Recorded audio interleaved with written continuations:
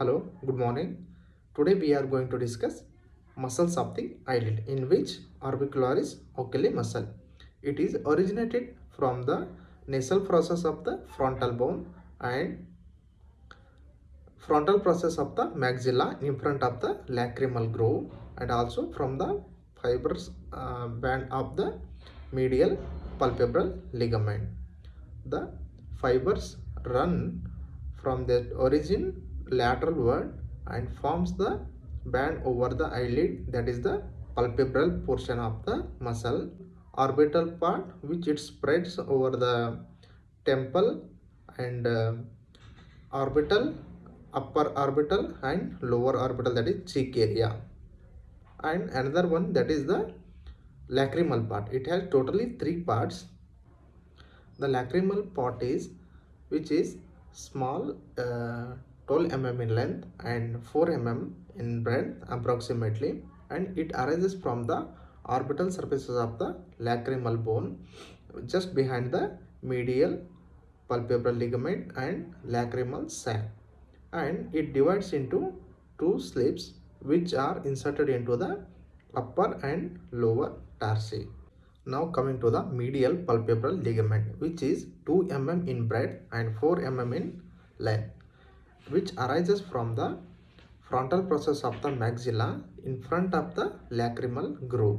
The key point to remember here is, as we previously discussed, that is the lacrimal part of the muscle which arises behind the medial palpebral ligament and behind the lacrimal sac. Here in the medial palpebral ligament which arises in front of the lacrimal groove from the surfaces of the frontal surfaces of the maxilla. As this medial palpebral ligament crosses the lacrimal sac, it divides into two slits which are inserted into the corresponding tarsus, and as it crosses the lacrimal groove, the aponeurotica will arises from its posterior surface and expand over the lacrimal sac. Now coming to the lateral palpebral ligament, which arises from the frontosphenoidal process of the zygomatic bone, and fibers runs lateralward towards the commissure of the lateral commissure of the eyelids, and which divides into two slits and inserted into the corresponding tarsus. Now coming to the corrugator muscle, which is arises from the medial end of the superciliary arch, and its fibers runs upwards and lateralward between the palpebral portion and orbital portion of the orbicularis oculi muscle, and the fibers inserted into the deep surfaces of the skin at the middle of the supraorbital arch.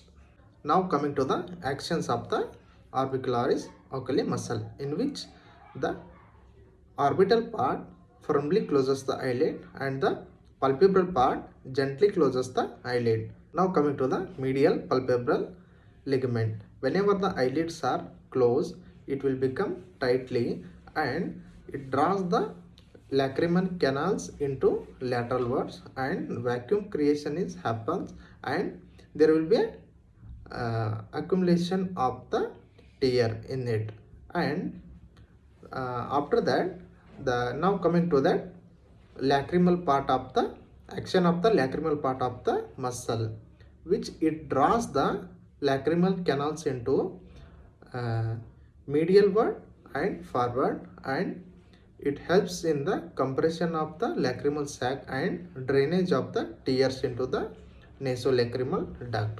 Now coming to the action of the corrugator muscle, which draws the eyebrow downward and medialward and helps in the formation of the vertical wrinkles on the forehead, and it gives the expression of suffering. The corrugator and the orbicularis oculi muscles are supplied by the facial nerve, and levator palpebrae superioris described or discussed with the anatomy of the eye.